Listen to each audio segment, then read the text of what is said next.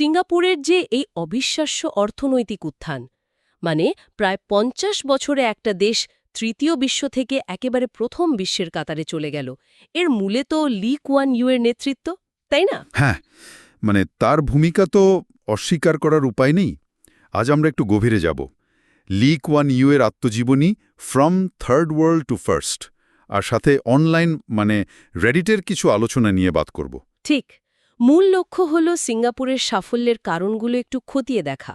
আর এই মডেলটা, মানে বাংলাদেশে কতটা প্রাসঙ্গিক তা নিয়ে যে কথাবার্তা চলছে সেটাও একটু বোঝার চেষ্টা করা। আসলে সিঙ্গাপুরের গল্পটা তো শুধু অর্থনৈতিক নয়, এটা একই সাথে অনেক কঠিন সিদ্ধান্ত, লম্বা সময়ের পরিকল্পনা, আর যাকে বলে সোশ্যাল ইঞ্জিনিয়ারিং, মানে সমাজটাকে পরিকল্পিতভাবে বদলানোর একটা ব্যাপার। শুরুটাই তো ছিল সাংঘাতিক।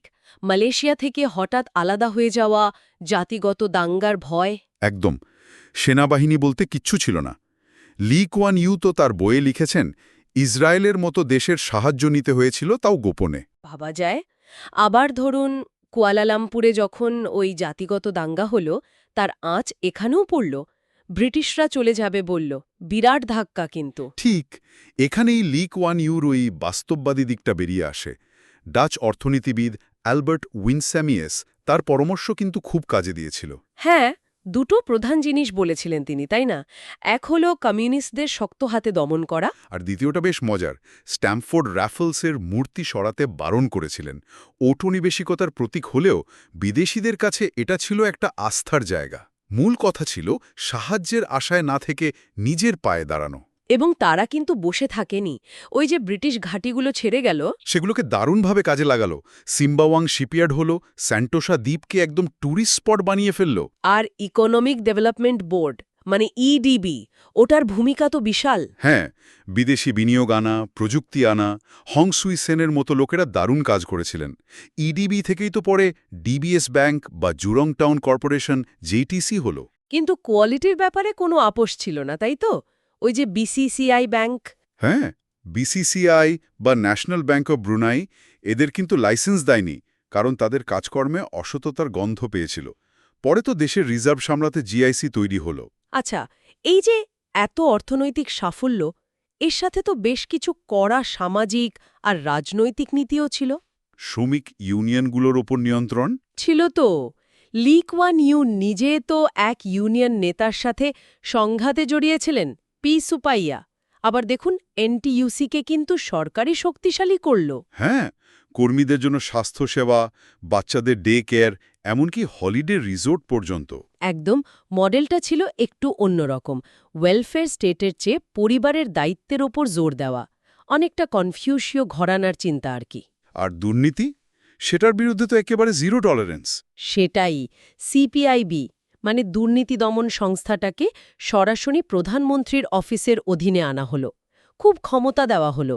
এমনকি মন্ত্রীদের বেশি বেতন দেওয়ার পক্ষেও যুক্তি ছিল, যাতে দুর্নীতি না হয়। ইন্টারেস্টিং যুক্তি।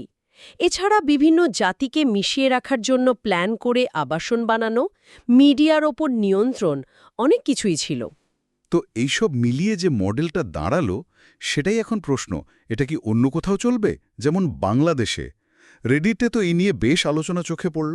হ্যাঁ, আলোচনাগুলো দেখছে মনে হয় বেশিরভাগেরই সন্দেহ আছে। যুক্তিগুলো বেশ জোরালো।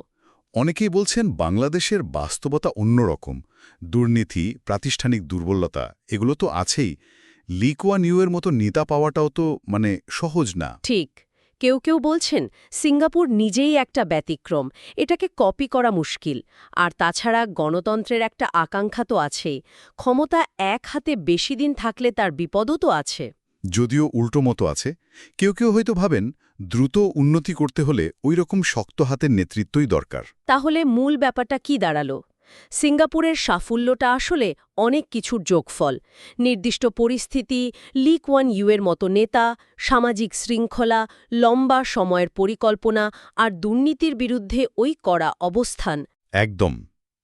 বাংলাদেশের জনসংখ্যা, ভূগোল, ইতিহাস, রাজনৈতিক সংস্কৃতি সবই তো আলাদা। তার মানে সিঙ্গাপুরের মডেল থেকে হয়তো কিছু জিনিস শেখা যায়, যেমন শৃঙ্খলা, দুর্নীতি দমন, লং টার্ম প্ল্যানিং।